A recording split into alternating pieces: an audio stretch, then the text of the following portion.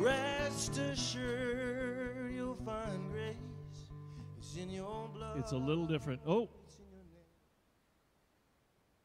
Trev, do we have a stand with the light? We don't like to get too pushy, but normally they give us a stand with a light. Some people and sound. How's everybody doing? Good.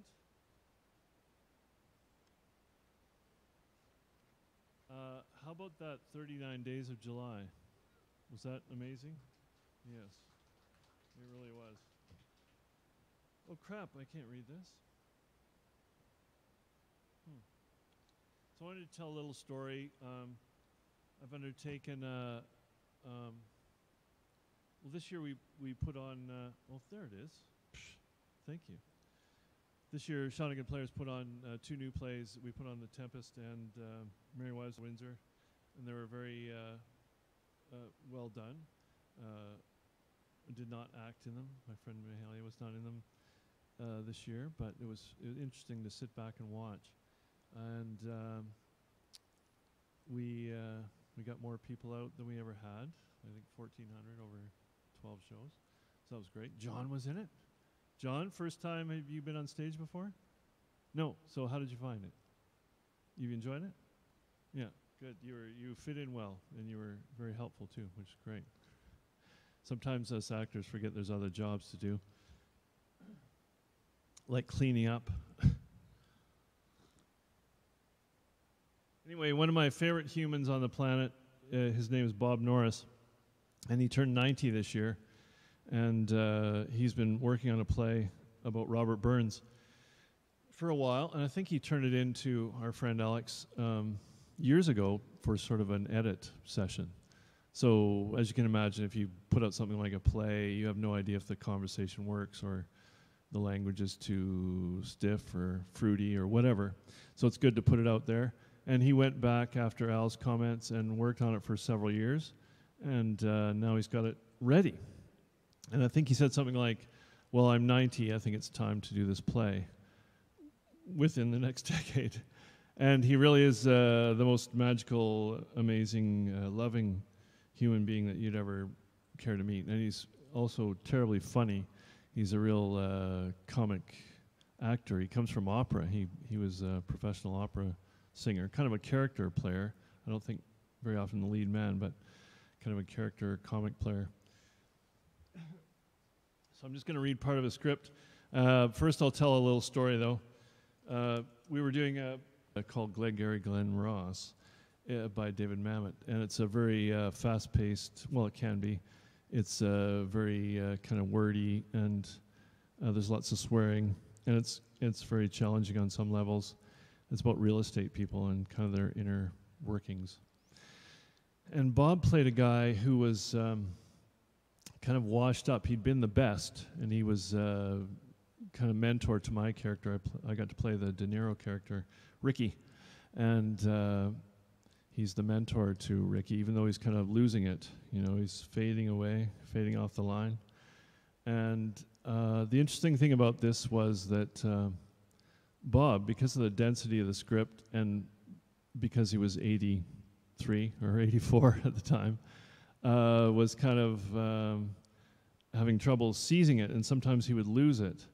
And so one of the interesting things about theater is you develop this, you can develop this kind of elasticity where you support your other actors, and you know, if wacky things happen, you can recover. But, he'd get into these monologues, or he and I were kind of acting across from each other. It was in the original garage, and John had placed us in the round, basically. He's done lots of great theater sets for us. John's got a really great eye, great sense of these things. And Shelley, Bob and I would literally be circling each other, and you could see he would get lost on a word. And you know, your mind is kind of, you can be working along on a train of thought, and then boom, like that, you can just be somewhere else. Does this ever happen to any of you? Certainly those of us over 50. But anyway, and he would do that, and he'd say the word, but you could tell he didn't have the rest of the speech or the sentence even. And so what I noticed him doing was he would just keep repeating the word. It's like that name game you play where you go through the alphabet or something, or you just keep repeating mental clues to yourself. And so we'd walk around facing each other, kind of like a bullfight, only friendly.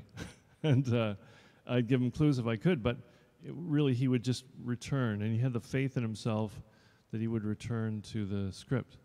And so besides being a brilliant human, he's also very brave. So I'll just give you a few bits of this. We're hopefully going to do it in January. Maybe Robbie Burns Day would be the second last show or something like that. I don't know where to start. I'll just flip the pages around and we'll come up with something. Jeannie. Jeannie and Robert. Jeannie, I think you've a mighty conceit of yourself, Robert Burns. Is that a bad thing?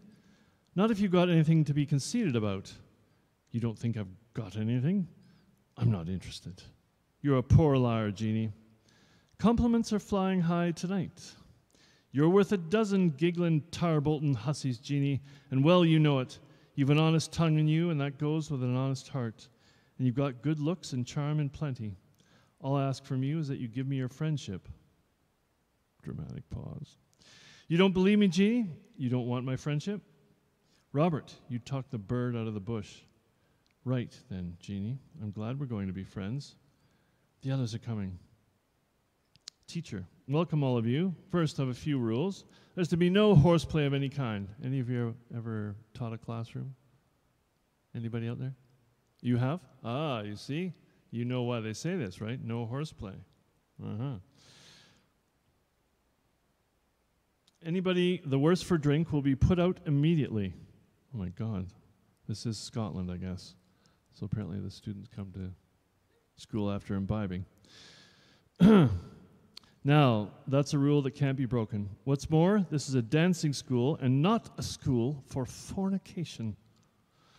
The girls will sit on the right side. I think it had a different meaning then. I think it actually means flirting in that sense. Wouldn't you say, Andrew? Way back then.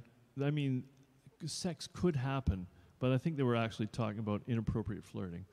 So if you're uncomfortable with that word, just replace it with inappropriate flirting for now. The girls will sit on the right side and the lads on the left. Partners will be chosen and a set made up, and I'll have no fighting over who partners who. You'll show what's called breeding. How many of you have displayed that lately?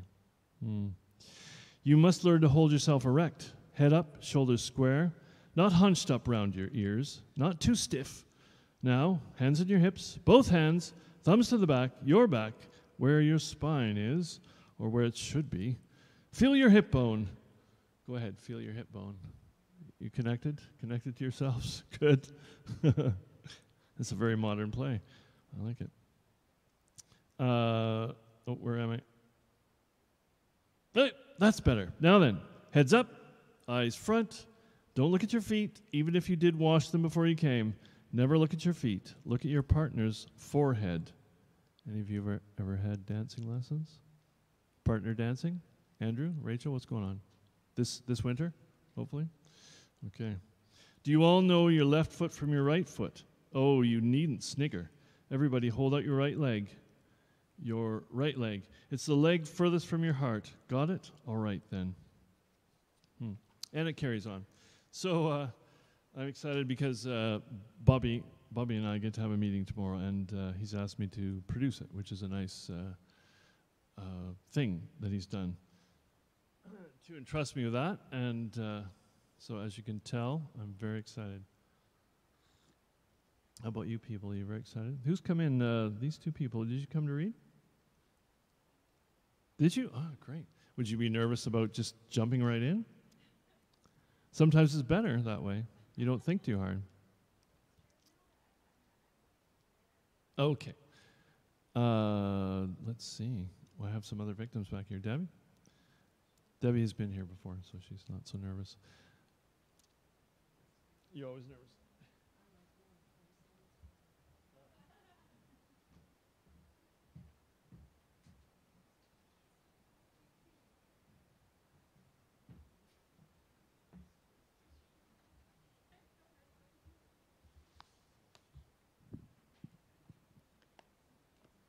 Need my glasses.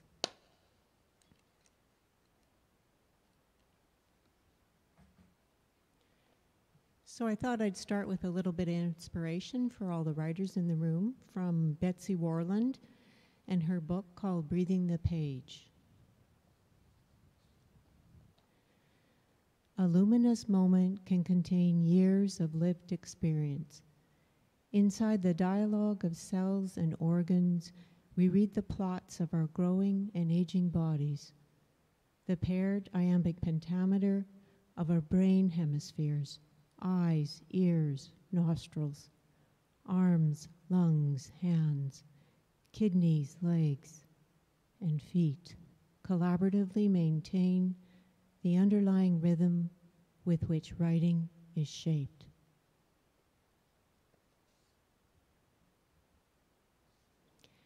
And I'm going to continue a story I read from many months ago. The title of the story is Intimacy. For those who don't remember, which is probably just about everybody, here's a quick recap. Since her mother's death, Lynn has lost interest in sex. Her husband, David, is almost ready to give up. But she makes him a romantic dinner, and they share a kiss across the table.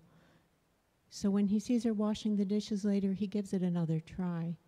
He turns her to face him and tries to give her a passionate kiss, but at first she does not respond.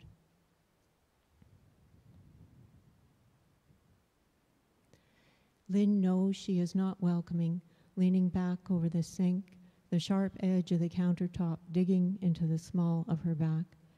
And she knows he won't endure her lack of response long.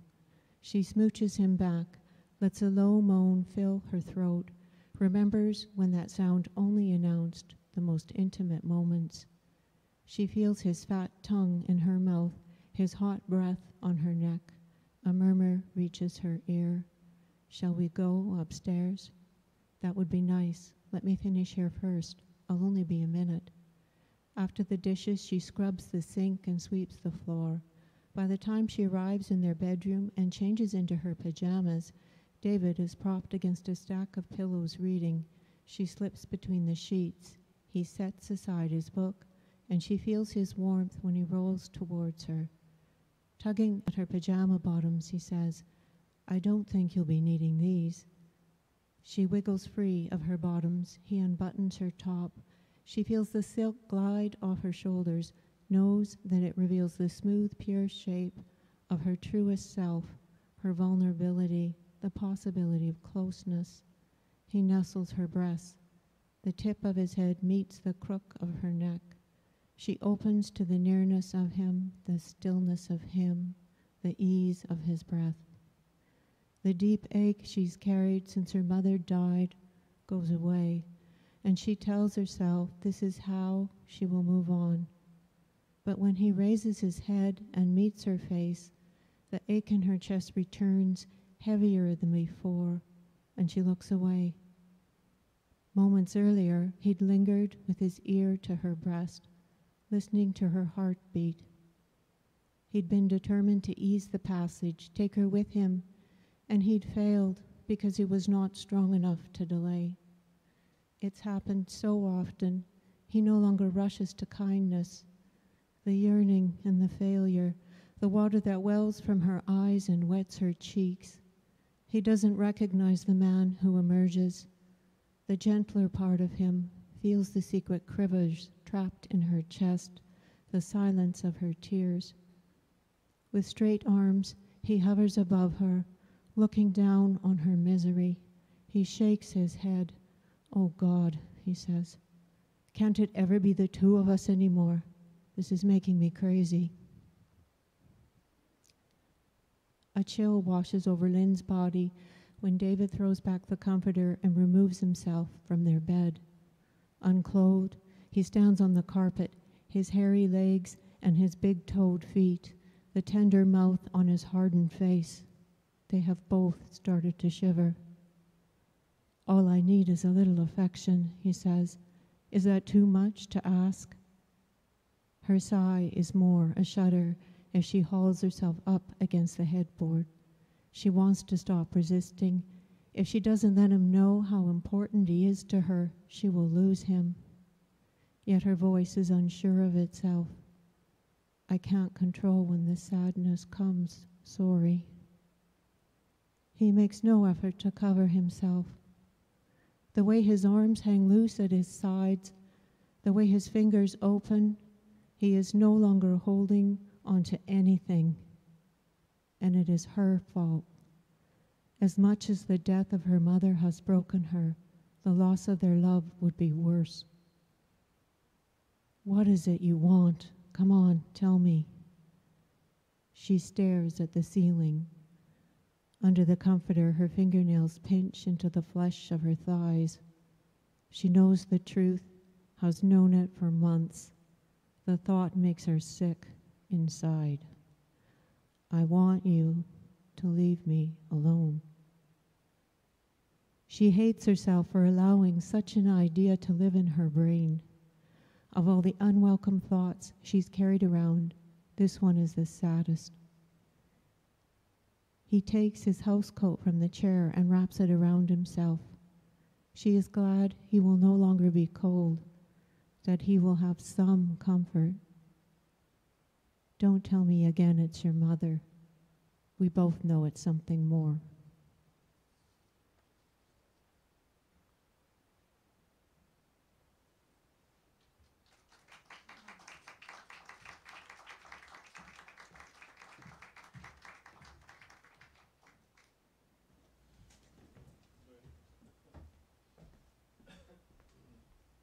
Holy moly, that was good. Deb, how long have you been coming out now? Since I got We met you upstairs when you guys moved here. yeah, so it must be 4 years. 4 years, close. wow. And Yeah. I've read every time, You're amazing. even though it scares me. Well, way to go, way to go. I just so admire your journey and the workshops and the classes that you're doing, and it's been quite the the movement and the growth in your writing is really palpable. Wonderful work. Thank you. Mr. French, there's only one thing to do but throw you into the fire because we always hold you late. So I think giving you an early spot. Andrew French. Oh, who also hosts, John brought up a good point. He said, storytelling is well done when you can see each other. And Andrew and Rachel host an open word, spoken word, not Mike, at the Café Lévis, second Tuesday of every month, where you can see each other. That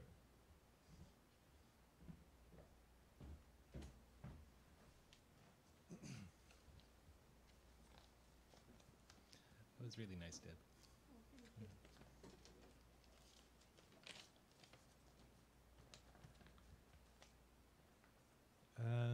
Yeah, so I've been trying to write shorter pieces and just like capture one moment because I think I'm having a hard time concentrating, so the longer I go, the worse off it gets.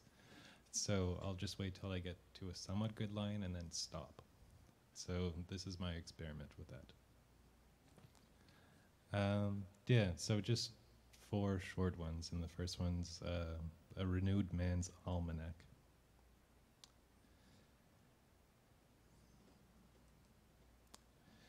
His angel saw the vulnerable angle and took to the opening when he tried to explain. Arms akimbo, the cigarette hanging from his lips, ash on his chest before he knew the what from the how.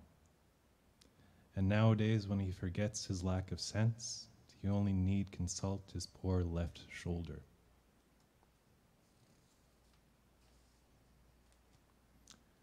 So I have a terrible cat. And was it Saturday? Sunday. Because he has this yelp. We're trying to describe exactly what it sounds like, and it's just like terrible. So. Is it like prolonged or is it a short? Oh, it's prolonged and it's constant, and there's like no remedy to it. Yeah, and sometimes it's like 3 o'clock in the morning, and just all over the place. But I didn't know how to describe it, so I asked Rachel. So she said it sounds like an asthmatic banshee. So that's the one line in this that is hers. It's not And his name is Mouse. So it's Mouse in the Mirror.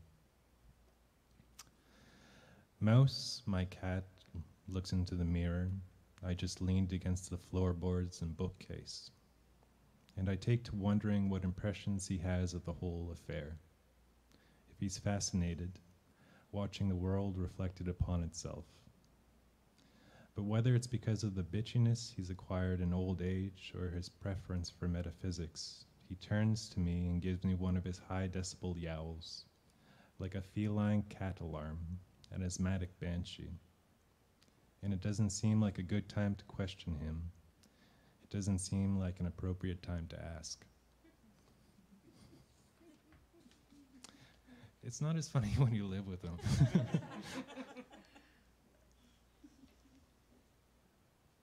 Yeah, this one's just about a shit dream. Do you know when you wake up and it's just a shit dream?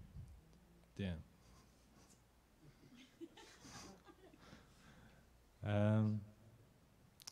So I dreamt you went off your meds, and in spite of my counselor tricks and my scaling questions and petitions for proper decorum, and despite my attempts at pulling your arm, I couldn't reach you. And I woke up somewhere in the night, 3 time zones away, shook and shifting the sheets, hoping despite her sleeping state, my love would play the big spoon. This one's not as depressing, and it's going to be the last one. It's called the Pinko Flag.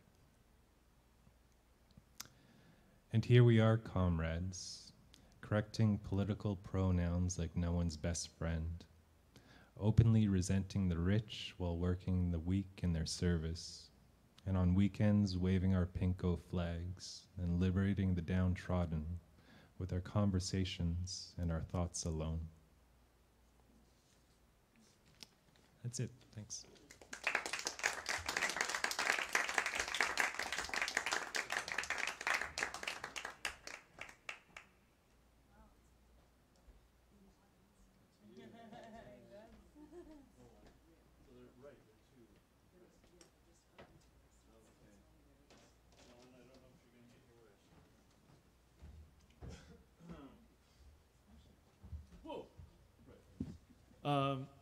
Yeah, why do we have... I can actually see people. I can see a couple of... You guys are a bit...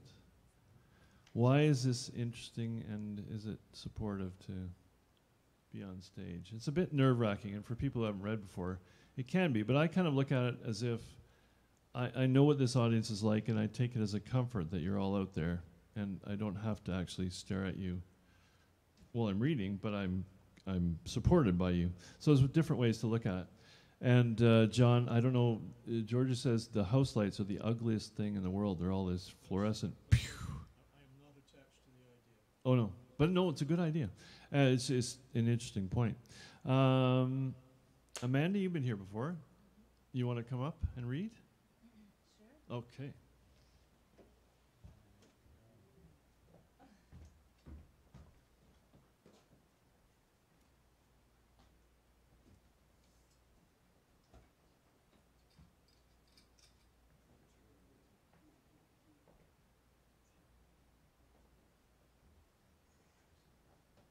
Okay, I've chosen tonight to read a text that I've written.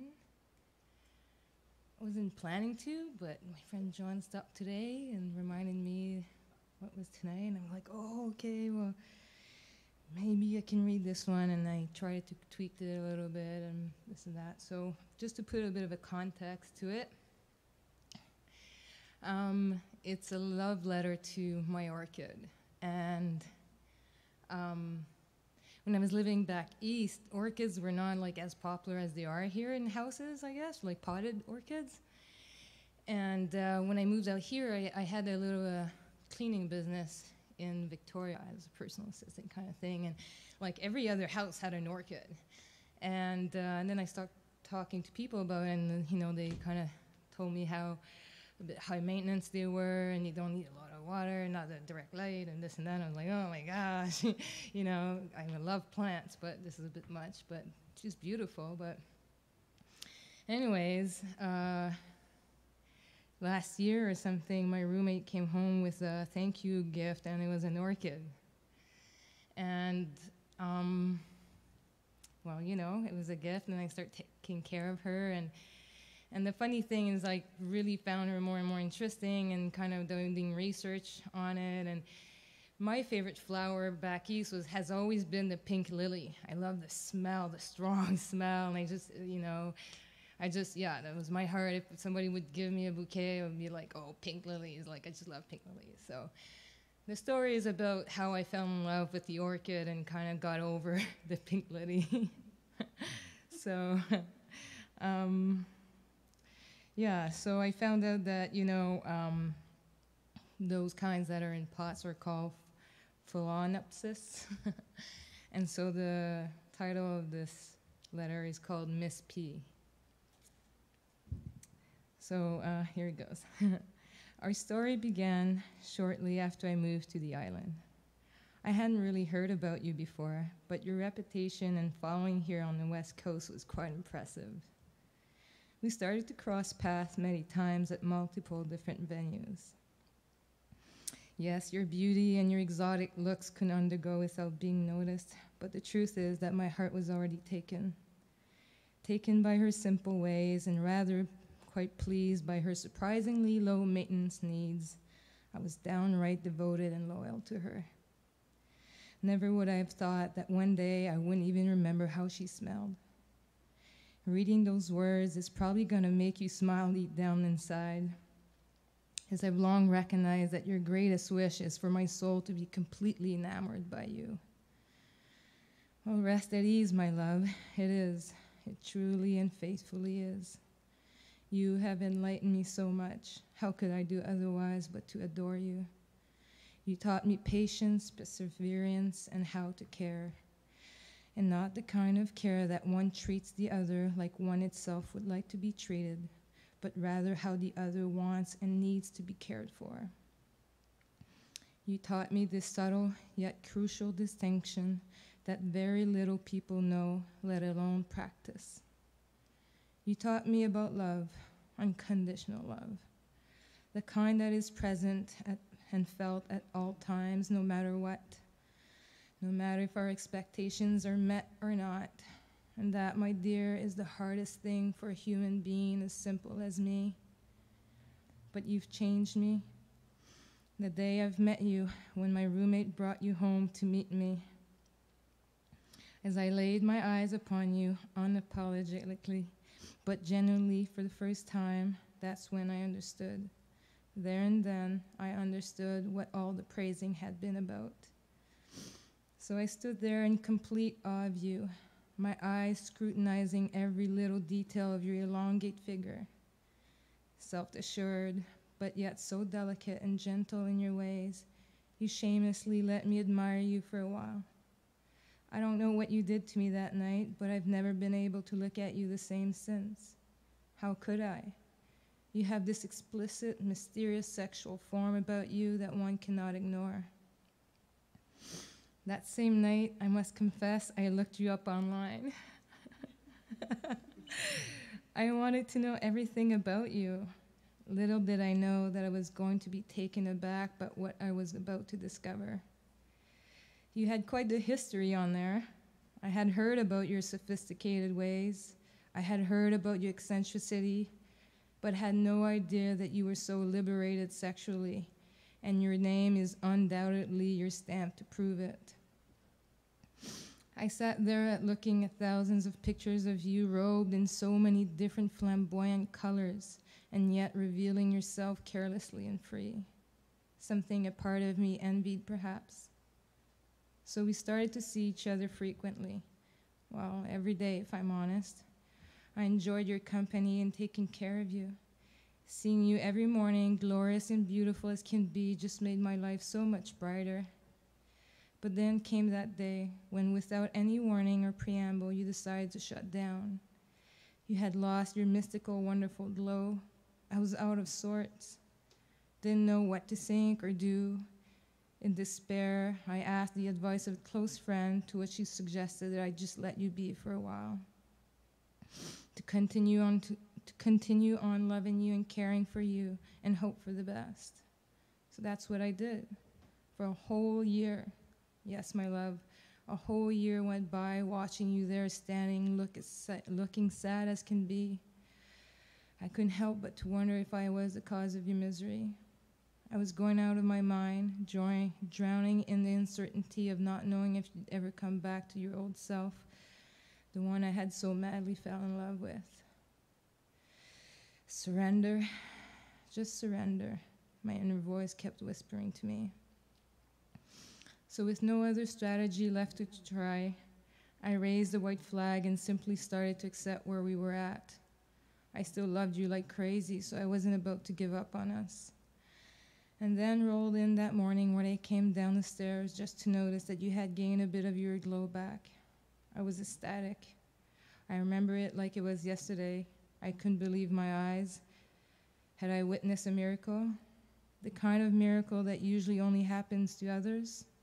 With all my excitement, I quickly grabbed you to take a closer look, and in a blink in an eye, you were broken again. I instantly backed off, begging you for forgiveness, promising that I would never make that mistake again and that I would forever honor your fragile state. So I uttered those few words along with an I love you, hoping that it would help mend the mess that I had just created. A couple weeks went by without us communicating much, but I kept loving you, once again from afar, and taking care of you to the best of my ability. And Miss P, my precious, my beautiful, that morning when I came down the stairs again and you had those flowers for me, my heart skipped a beat. In that moment, I understood the power of unconditional love and patience, and that the combinations of these two can surmount anything and everything. My love, you are so incredibly complex in the most magnificent ways, and for that, I will treasure you for as long as you will let me. Yeah. Thank you.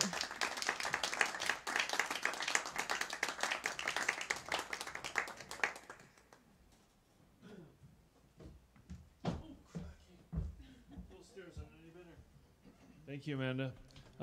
We have some new people wondering about whether they want to sit in, so it's probably a good time to have some tea. And I think for the new folks and you guys, one of the things I like about this is that someone is somewhat alone on stage at the lights, but yet kind of held by the audience. And over the years, it's helped us for people to share intimate things, and that support is needed. That you're listening. And so feel free after the tea if you want to come in and sit down. That's what it is. It's a listening night, and you'll hear some original works, and you might hear some works by, I always have trouble describing it. People might read works from their favorite authors. So it's kind of a mixture of the two. And so we're going to have tea, and then we'll come back, and we'll have some more readings. Thank you so much. Lovely work.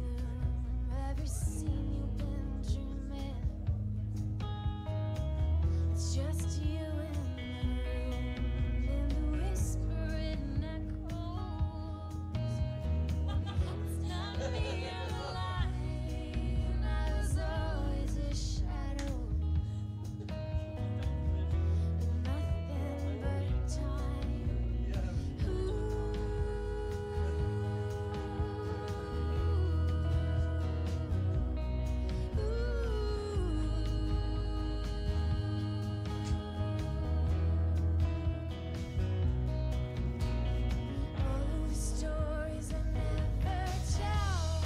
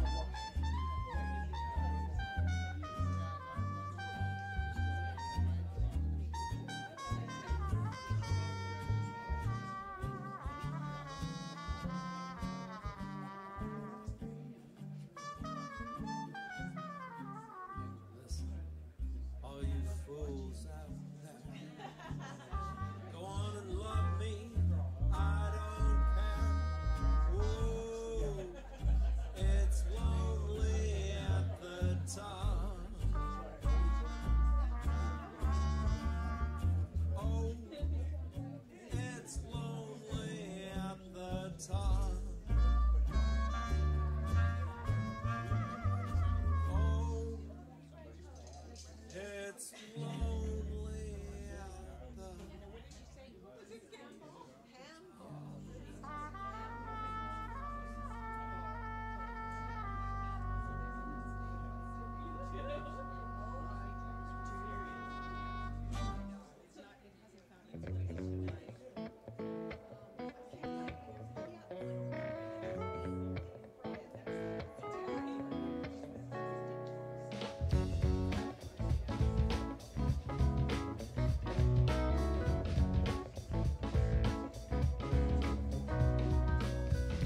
Waiting on someone that's here over years for me. I'm getting sick and tired of sailing this open sea. So what's it to you? Who gets to hear my plea? Just myself in eye, that's what I'm trying to be. Shh.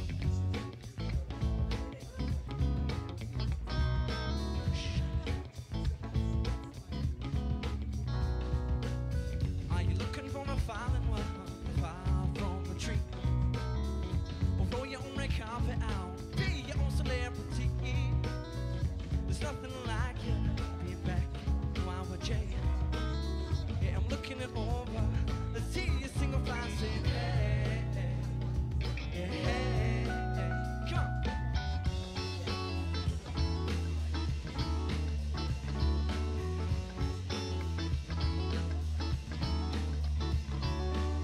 A little bit of affection in the right direction. Oh, I can see your complexion in my eye reflection. Oh, and all I'm taking on.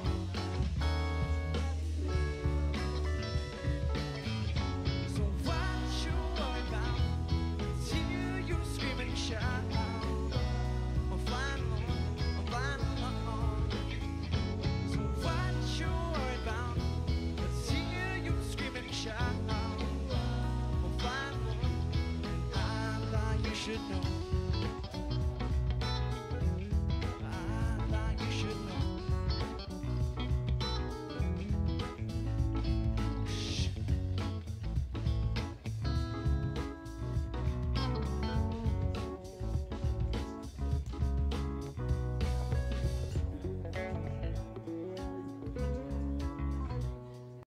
What's it to ya? So what's it to ya? Who gets to hear my plea? Just myself in a eye, that's what I'm trying to be. And be.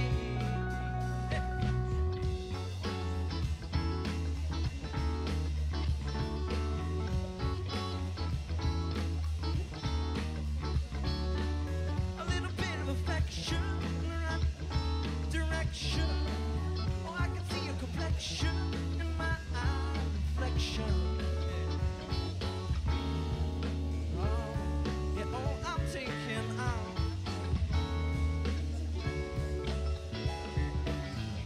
So what you worry about? Hear you screaming and shout. I'm flying along. What you worry about? Hear you screaming and shout. I'm flying along. I thought you should know. I thought you should know. I thought you should know. Oh, I thought you should know. So don't be so stuck in your ways. You gotta find the right time and place for you. I gotta be ready for you.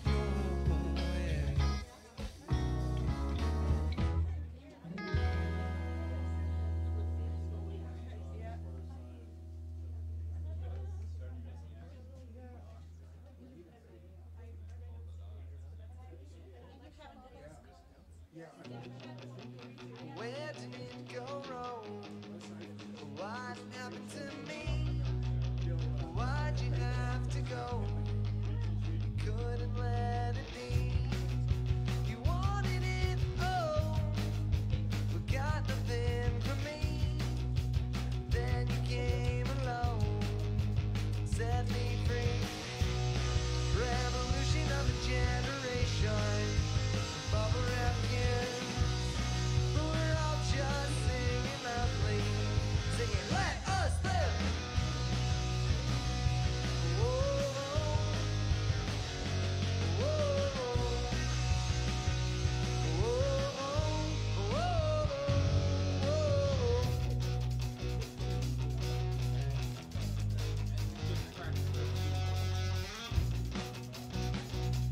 crack in the whip.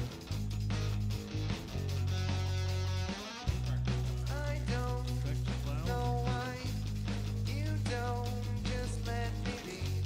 Okay. And I Old don't chips, that won't do well yet. understand Gotta munch them quietly. We had during the theater thing, our director was, I think for 3 or 4 years, disturbed by popcorn in plastic bags, and finally, our solution was to buy the cups for the patrons, or for the vendor actually, and now popcorn comes out of the cups better, which is good. I don't know about you folks, but I usually, when you go to pick up a novel, you know, I look at the first page, I go into the middle, read a couple paragraphs, see if it's going to work at all. And anyway, this is the first scene of Bobby's play. Bobby's play about Robbie. That's 3, Gibby. Just 2 more to go. You can do it. I'll try, Robbie.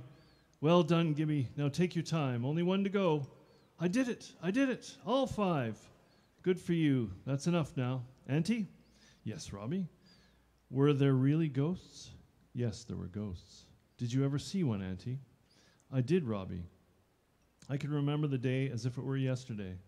My Uncle Patty was drowned and off the Kirkwald shore in a big storm, and his body was never found. It must have been washed out to sea. He was a good man, my Uncle Patty, and his eldest son, my cousin Jock, was very upset, the poor man. Why was he so upset? Because he hadn't been able to give his father a decent Christian burial. That's a very important thing for a son to see done for his own father. Ah, well, it must have preyed on my Uncle Patty's mind. Anyway, some of us were coming up from the shore after gathering seaweed when I spied my uncle coming over the hill to meet us. Well, it wasn't exactly my Uncle Patty, since he was drowned, but you couldn't have told the difference. Oh, we got such a fright. I dropped my creel and ran with the others hard on my heels, squealing and yelling. We didn't say anything that night. We were so frightened. But the next night, the same thing happened at the same time at the same spot. I tell you, we never stopped till we were home and had blurted out the whole story. My cousin Jock was sent for, and he said he would come with us the next night, for a ghost seldom gives more than a third appearance. And sure enough, there was his father's ghost, as plain as if he were alive. Jock told us to leave. What was said between them will never be known, but it must have been something terrible. Poor Jock went home to his bed, and his hair turned white, and by the 3rd night he was dead. Whoa. That's quite the first scene. Carol, would you like to come up? Are you feeling fit and ready? Welcome, Carol, a new reader to our midst.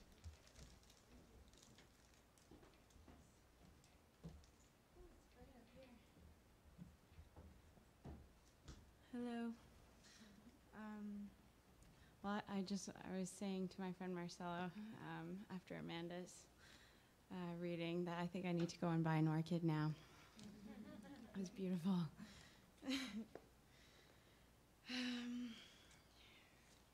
So I didn't really know what to come here with. I just brought a few journals and tagged some poetry, so I hope you like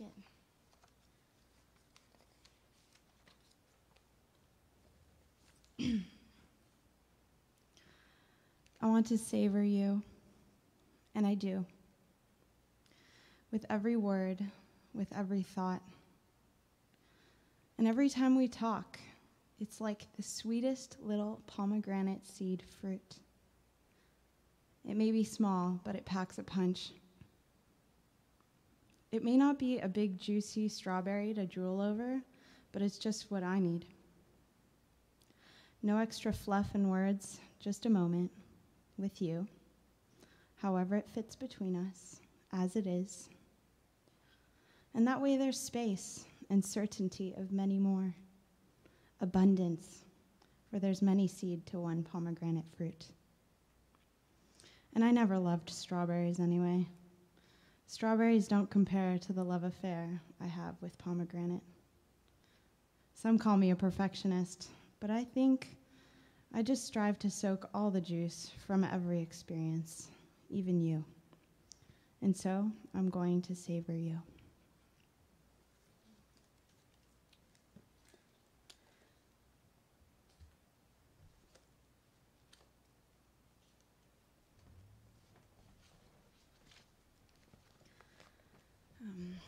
my friend Marcella can attest to this, that sometimes I'll draw something. It's a very simple drawing, and it just throws me into some poetry.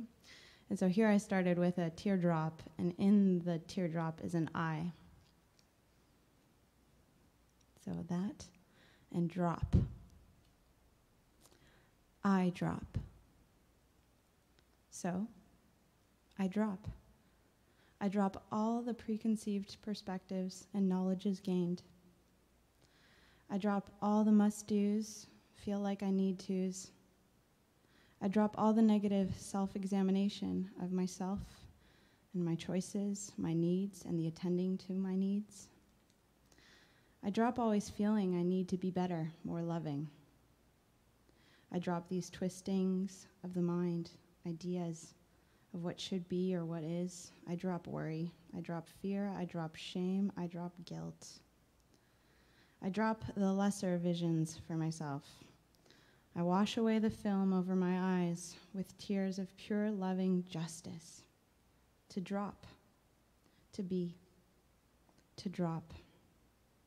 Eye drops. Like the rains of diamond tears clearing me, strengthening me to see real truth and beauty. I eat the darkness with my light. I drop the grip. I release the grit. I fall into the arms of bliss. Better yet, I become, have always been, the arms of bliss. Is that 5 minutes? No. All right.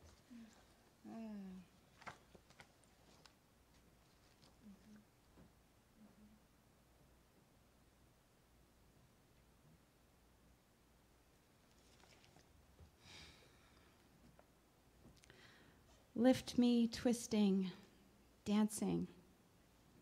Dancing, dancing, yes, take me dancing.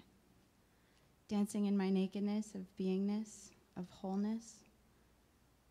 Because here, I'm feeling whole again. And all I needed was me. All I need is me. All that I am is me. All is me. So please, me, believe that the moment I need is already perfectly be. And all the words I speak, be too, brilliantly.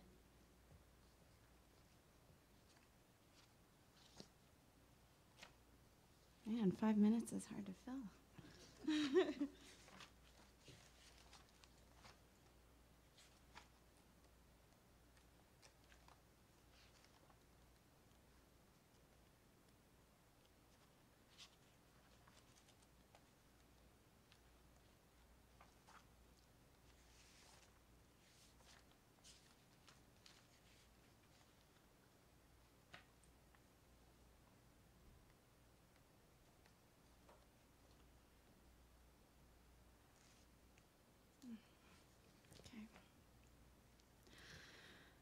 What can I say about it all? So many pages left blank. I was ready to give you all. Future memories gone blank. Full stop. Slungshot stillness into a deep space. And now I'm just watching stars go by. Because I realize I'm not in charge. I'm not in control of anyone. I will not use my will past this point of stillness, point of love, point of infinite evolution. I will not be like the men you call friends, feeding their egos of the meek, of those that seek unconsciously. I choose to let them be free. Full stop. So go, be free.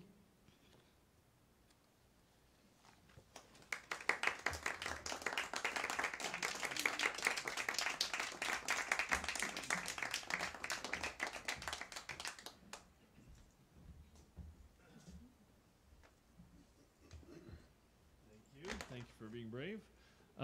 John, another John Moat Stephen, another new reader to it. Come on up, John. No, we're going to try it. If you don't like it, it's okay. Oh. Oh.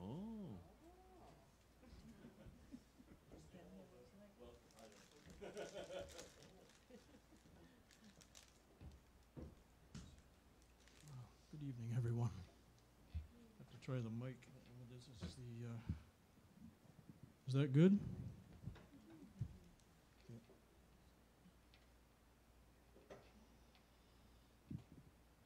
Get in there. There we go.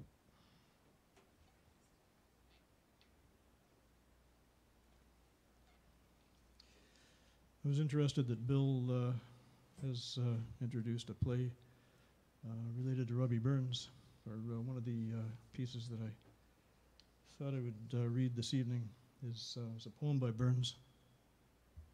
Many of you are familiar with it, likely. It's To a Mouse, and it's lines that he wrote on turning up the nest of a field mouse with his plow, November 1785, so 230 years ago. Burns wrote this poem.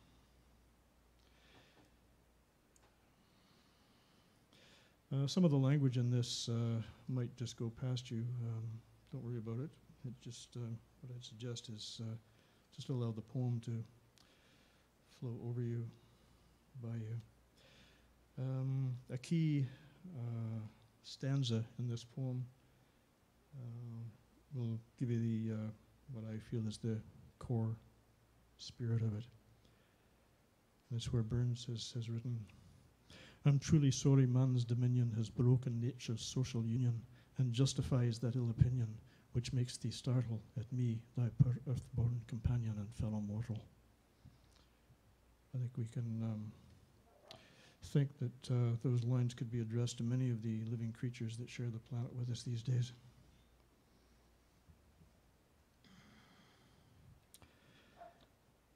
I'd like to comment also that Scottish friends assure me that Scots is not a dialect of the English language. It's an independently evolved language in itself. We slick at cowran timorous beastie a what a panic's in the breastie. The need nae start a wassy hasty wi' bicken and brattle. I would be laith to rin and chase thee wi' murder and pattle. I'm truly sorry man's dominion has broken nature's social union, and justifies that ill opinion which makes thee startle at me, thy poor earth-born companion and fellow mortal. I doubt the whiles, but thou maun thieve. What then, poor beastie, thou maun live? A daemonic and a thrave's a small request. I'd get a blessing with a lave and never missed. Thy wee bit hoosie too in ruin, its silly walls the winds are strewn, and Nathan now to big anew on a foggage green. And bleak December's winds ensuing, baith snell and keen. Thou saw the fields laid bare and waste, and weary winter coming fast, and cosy here beneath the blast thou thought to dwell, till crash the cruel coulter passed out through thy cell. That wee bit heap o' leaves and stibble has cost thee money a weary nibble.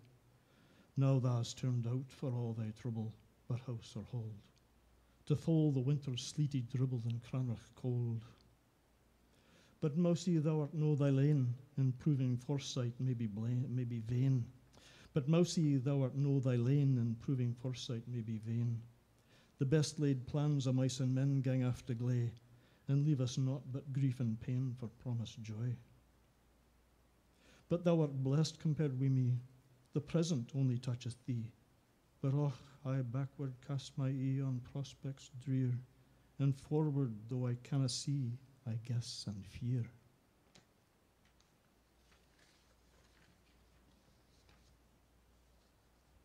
I too have no idea when 5 minutes is going to be by. The time just dissolves away in the midst of these things.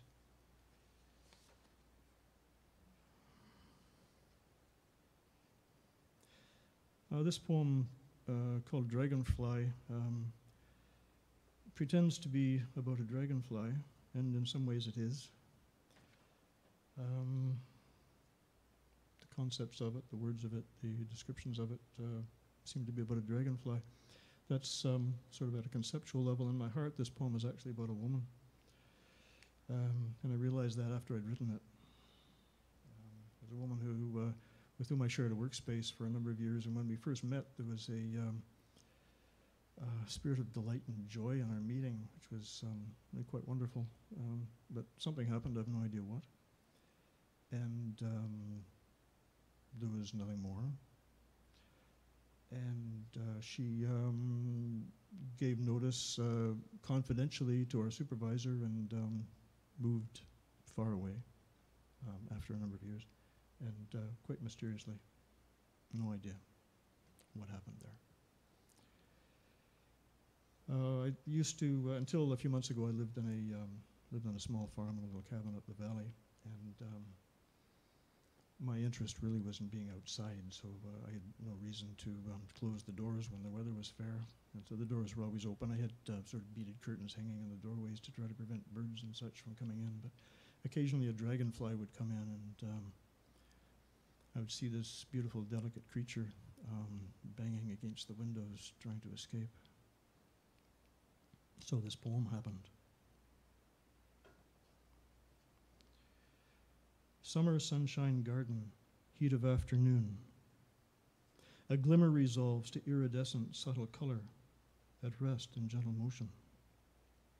Light sings softly, high octaves, delicate shimmering spectra near, gainst deep sounding in depths of forest green and shadow.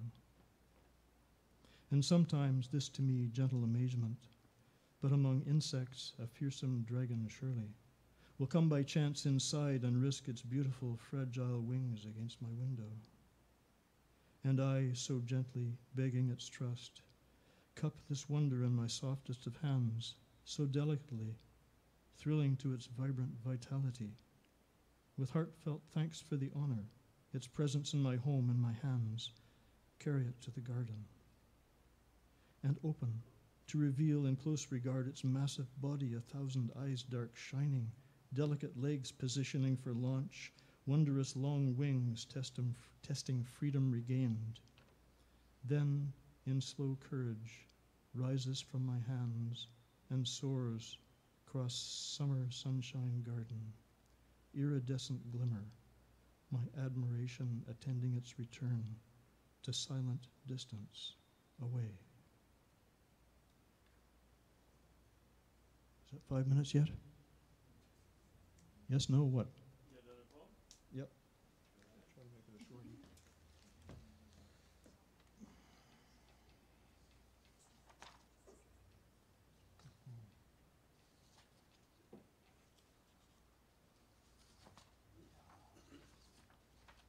Well, interestingly, this one's about another woman. Sort of. Running with the horses. One day near the end of us, she said, "You used to run with the horses. You don't do that anymore." It's true. Some days I came home to the farm, tired from work in town. I climbed the cedar rail fence, was joyful in the sweet sun grass, the summer air and light, and walked with my heart in my eyes through the fields, out to where the horses grazed and lay, sleepy in the dense air of late afternoon. Sometimes I carried oats or carrots to feel their tough and agile lips, scrubbing and tickling my hands, and I loved them for their dark strength, their color, and their smell. Sometimes I climbed across a broad, strong back, and in the lazy sun wandered the innocent day that smelled of meadows and horses under the wide blue sky. If I couldn't get beside one enough to hop on, they'd rear and toss their heads and tails and kick away through the rough grass and brush, and I'd let a loud, long yelp and canter with the horses across the field. Wild, running with the horses, leaping through the brush, running high and low over the rising and falling ground, my long legs strong from years of riding, almost keeping up, enough at least so I could play at herding, flanking, rounding them off. And when they had left me safe behind, they stood alert, heads up, ears up, eyes bright atop their long dark necks, waiting to see what next. And I would flop, run out and happy, on the field among them, my face in the grass, smelling sweet earth and weeds, rough ground cool against my chest. Our play dissolved, The horses slowly then drifted to dreams. They lowered their heads and ears. They found things to eat in the grass. The silence of the summer afternoon flowed in again, for the red wing and the white throat, the wind in the grass and the grasshopper's song. I used to run with the horses and play with the spirit of spring, moon rising over the fields. But now the silence of night flows in. Earth's bounty sleeps in the sweet cooling air. Thank you. Okay. Oops. Thank you, sir. Just move this stuff out of the way for the next person. And how close do you live in town? You're like right in the town? It does afford a different lifestyle.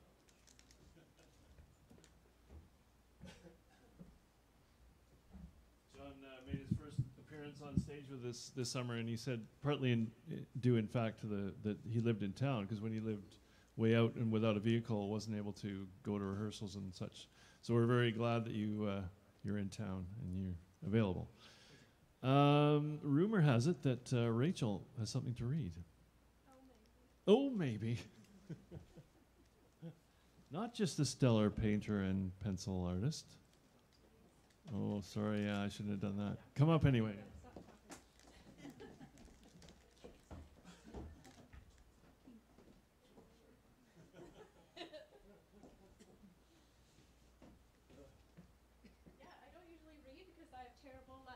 Stage fright.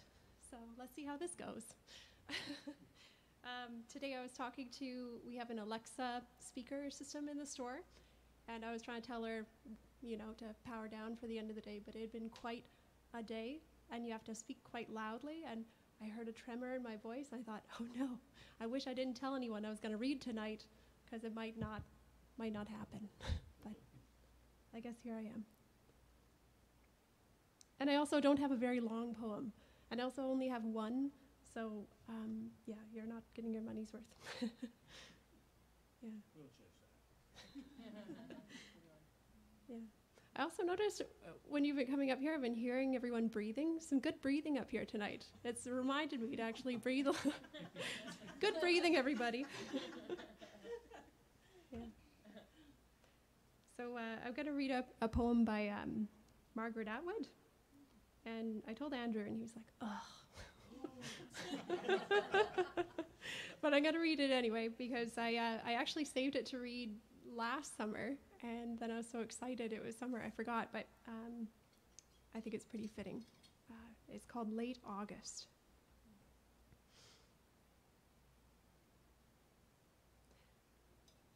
This is the plum season. The nights blue and distended, the moon hazed. This is the season of peaches with their lush lobed bulbs that glow in the dusk. I'd need from the cold pond, bladed and urgent as new grass. Now it's the crickets that say ripe, ripe, slurred in the darkness, while the plums, dripping on the lawn outside our window, burst with a sound like thick syrup, muffled and slow. The air is still warm. Flesh moves over flesh. There is no hurry.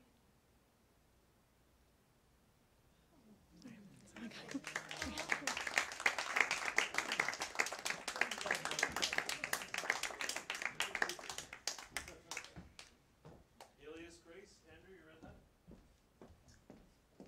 No, it's a good one. I think that novel, and I forgave her the whole middle part of her career between that one that we know so well. I can't remember the name of early on.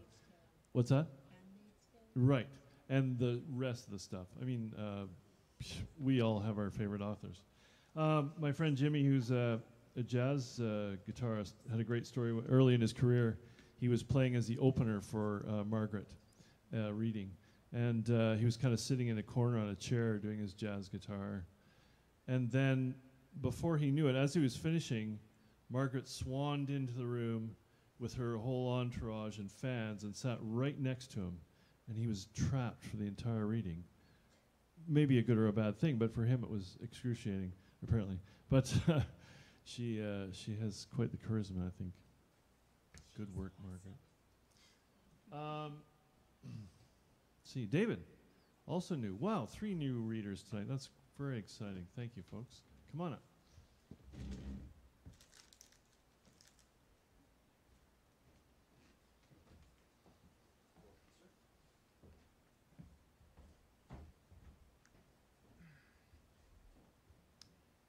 So this is the first time I've come here, and my plan was to just lay low and just suss it out and see what it's like.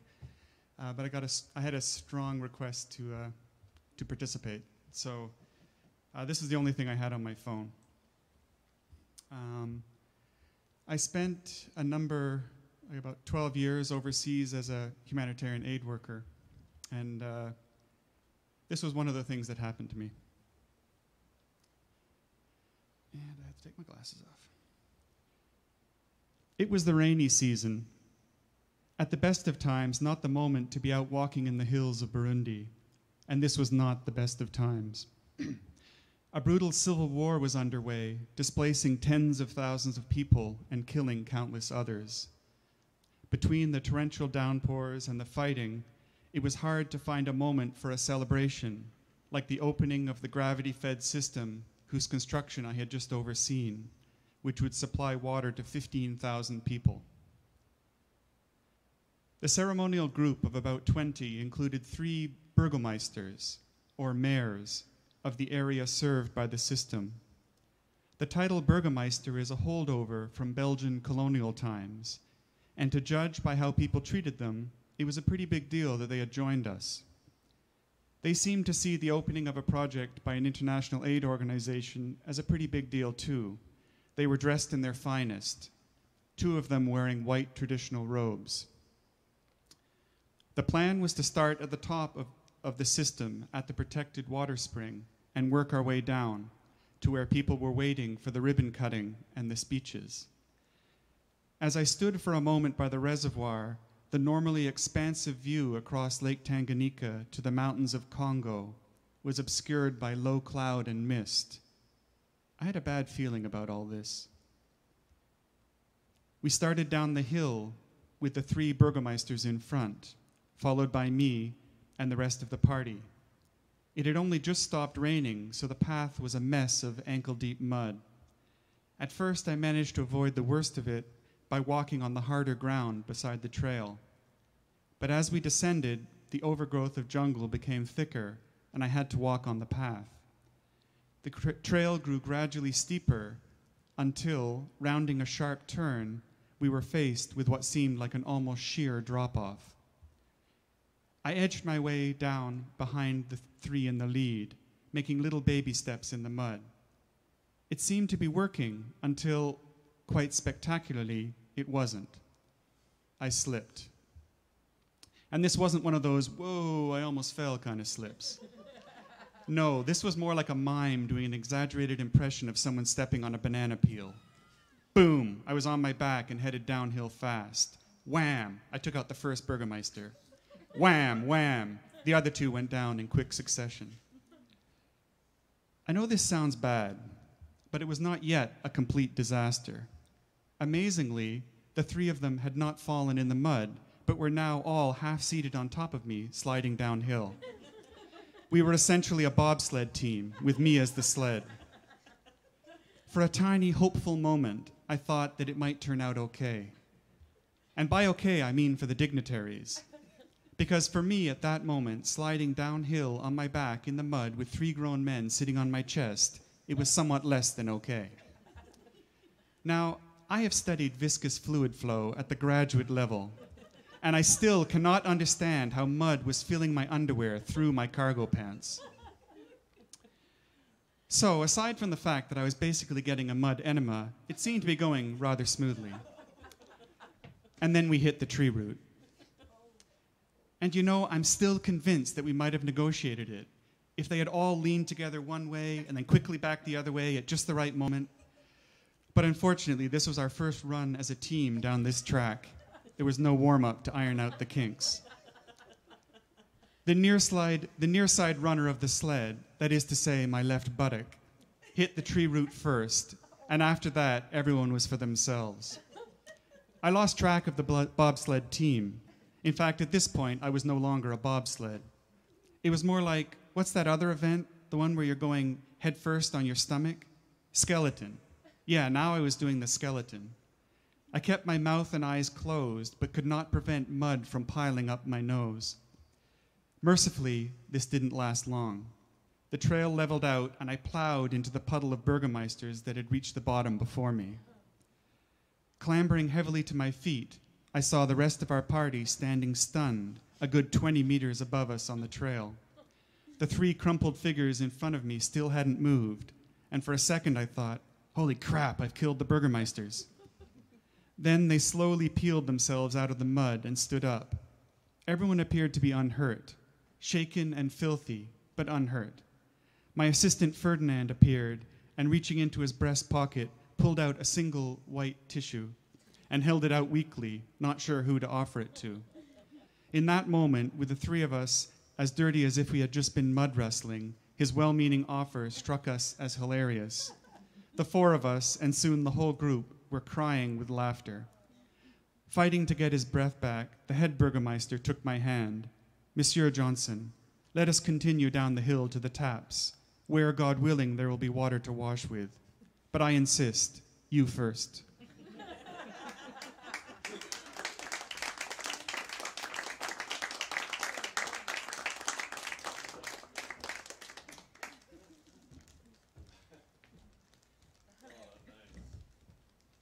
Well, we're glad you were urged on. Very well done, David. Oh, gosh, that reminds me of a story. It's one of our favorite stories over the years. And Keith, you know the one I mean. I don't want you to tell it tonight, but it just very much reminded me of Keith's early exploits with young ladies. Did you feel some parallels going on there? No. Yes. So sorry. I didn't mean to put you on the spot. I was just smiling. Come on up. No pressure, though. Yes, that's a hard act to follow. Keith, your experience, though, you've been here many times. Well done, David.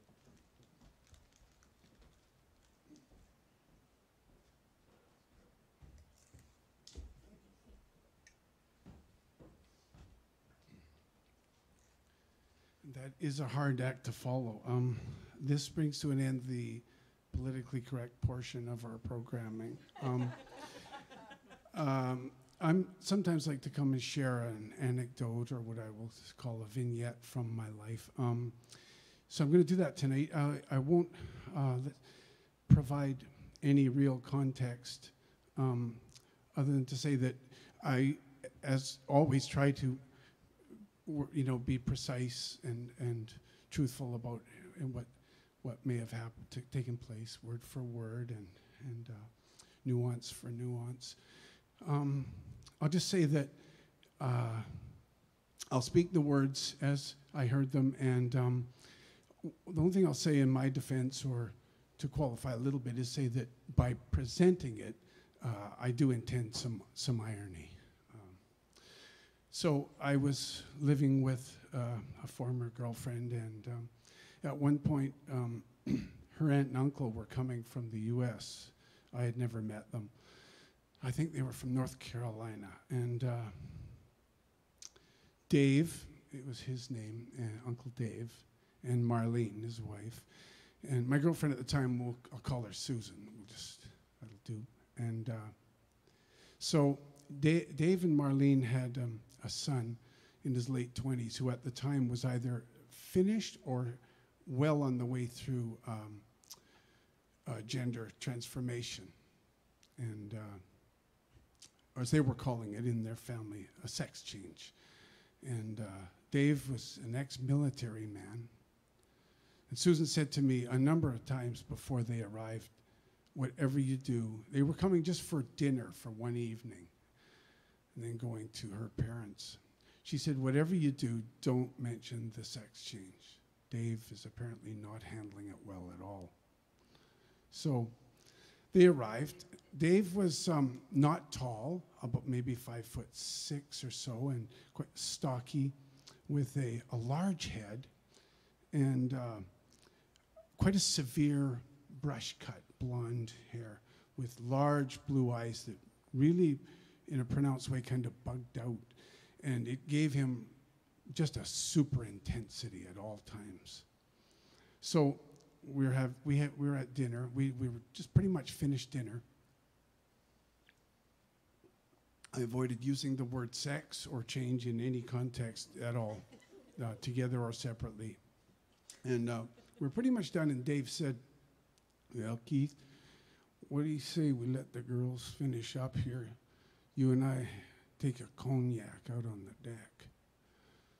So we're on the deck for about 15 seconds, and Dave says, so Keith, I guess Susan has told you we lost a son.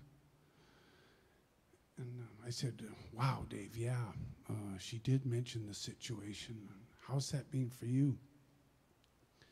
He said, Keith, I tell you, it blows the hair right off your ass. It just blows it right off. You know, Keith, I try hard. But this goddamn AC/DC stuff is just fucking crazy. So about an hour later, we were back inside. We were sitting at the table again, drinking red wine and brandy. And Marlene, the aunt, I guess emboldened by booze, decided to say how wonderful she thought it was that the schools were currently delving a lot deeper into sex education and particularly gender issues.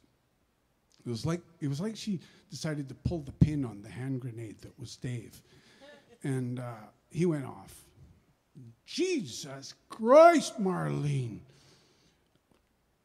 Keith, Susan, Marlene has heard this, but I would like you to hear it as well.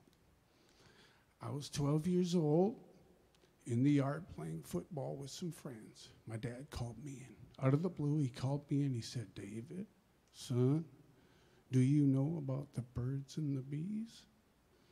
I said, no, sir, I don't think so. He said, son, look, as you know, David, you have got you a back bum and a front bum. Now that back bum, that's the shit bum, son. Now, David, that is all that God intended that one for. Son, this is important. There is no other intention for that one. And now, David, you've got that front bum, the pea bum. Son, this is the crucial part. That's also the one that makes the babies. Good? Right. You're going back out to your game now, son. Attaboy. Marlene, Keith, Susan, I ask you, is there one goddamn shred more information than that any child will ever need? I don't believe so. Keith, it's like I said, it just blows the hair right off. Thank you.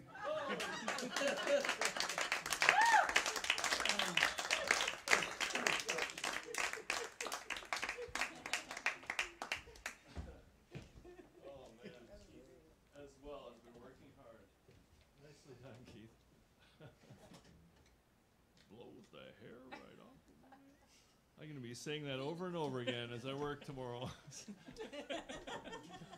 That'll keep me going. That'll keep me going all day long. I'm going to use it several times. I hope you don't mind if various people come around. We have John Hadfield to read, and have I missed anybody else? Gray, did you change your mind? No? Sorry, not Greg. Greg. Oh. Greg. No, you didn't change your mind. No. And Gray, you didn't change your mind. Okay. Anybody else I missed? John, come on up, young feller. Oh, such a lovely night. Thank you all. Wow.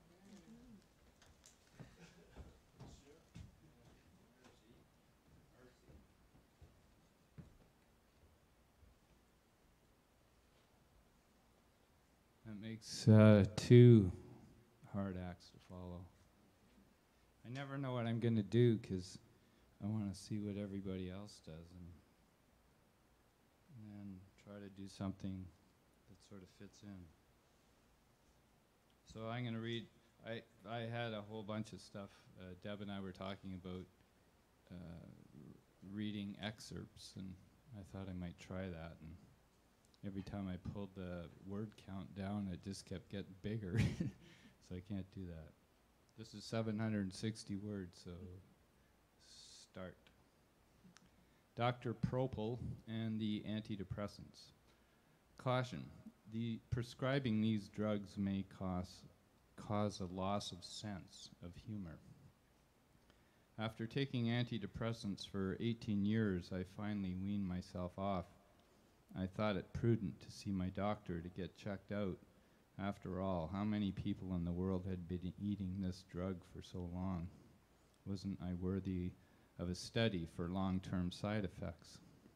As usual, I had to sit and wait, looking at stupid old magazines. Not much scenery in the waiting room, if you know what I mean. And just when you give up, this beautiful creature pushes the door open and saunters through your visual field, and the hormones start raging. She sat down near me, and I couldn't stop myself surreptitiously checking her out. There was something a little odd about her, very feminine, yet something. A few moments later, another woman comes in and sits right beside her. I watch them interact for a bit, and I sigh to myself, lesbian. What is it about some lesbians that is so attractive? The sound of the nurse calling out my name shatters my reverie, and I follow her to the examination room. She drops my medical records on the desk with a thump. Now I sit and wait there till the door is pushed open, and my doctor of 20 years walks in. What can I do for you, he asks, picking up my file. Renew your prescription? Before I can answer, he sees something in his notes. Oh, he says, you've stopped taking them. He glances up at me and asks, so what are you doing here? What do you want from me? It was like he was my drug dealer, and since I had quit, he had no use for me. He also seemed a tad fearful, as if he felt guilty. After all, he was the one who told me I would be on this medication for the rest of my life. It's like vitamins for you, he had said. I said, I thought maybe the drug company might be interested in what happened to me. You know, I should be examined in the interests of science. He visibly relaxed. He was off the hook. He looked at his watch and then started asking questions. I told him the soon-to-be ex-wife and I had separated, and I said it was going well, but as a new single father having custody of the kids, I found it a bit challenging to keep all the balls in the air. What with a history of chronic pain, depression, family of origin issues, for which I was in counseling, I was somewhat scared shitless to go off my meds at the time. But being rid of the wife had started a chain reaction of good things. I had begun playing music in a band, and through a strange series of musical events found a procedure called the Alexander technique, which ended my chronic pain. No wife, no pain, maybe no need for antidepressants, I thought, so I weaned myself off over a period of 5 months. He asked me if I had noticed any unusual side effects. I thought of my encounter in the waiting room, and just to see if he was paying attention, I told him I had in fact noticed one disturbing thing. I was sexually attracted to lesbians. He didn't bat an eye and just kept writing and asking more questions. Later in the examination, he got confused when we were talking about women or something, and he said, wait, when you say she, are you referring to your lesbian lover? And I go, my what? And I said, I had already forgotten I'd said that. You didn't write that down, did you? Yes, he says, I write everything down. I said, well, then write this down. That was a fucking joke. He looks at me and says, I wondered how that could work. I says, well, it can't, I said. That's just the point. That's the basis of our $1 million lawsuit I'll file with those nasty people at Pfizer. You write the report, I'll cut you in. He looks at me blankly. I checked to make sure he didn't write that down, made a mental note to change doctors. I haven't revisited him or antidepressants since. It's been 18 years. I've learned to live with my attractions. I think the Reader's Digest got it right. Humor is the best medicine.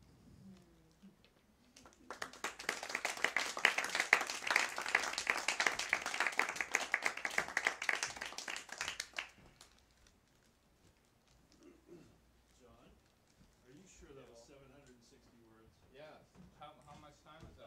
I take it under 5 minutes. Really? Wow. That's good to know. John and I have ongoing repartee. Wow, thank you so much. That was a lovely evening. And for you new readers, I hope you'll be encouraged to come back. You're always welcome, and you can share whatever you like, really. It's a safe place, hopefully. And we often go out for appies and beer, or not beer, or juice, or whatever you like, to the brew pub afterwards. If you want to continue chatting and share kind of a round table thing, you're welcome to come. And appies are, in fact, 2 for 1. So thank you for coming out, and thank you, Georgia. Thank you, Trevor. John was here somewhere. He snuck in quietly. Longevity John. And I hope you'll come out and support lots of shows at this wonderful place and help keep it open. So make sure you pick up a schedule on your way out. Thank you all for your contributions. Good night.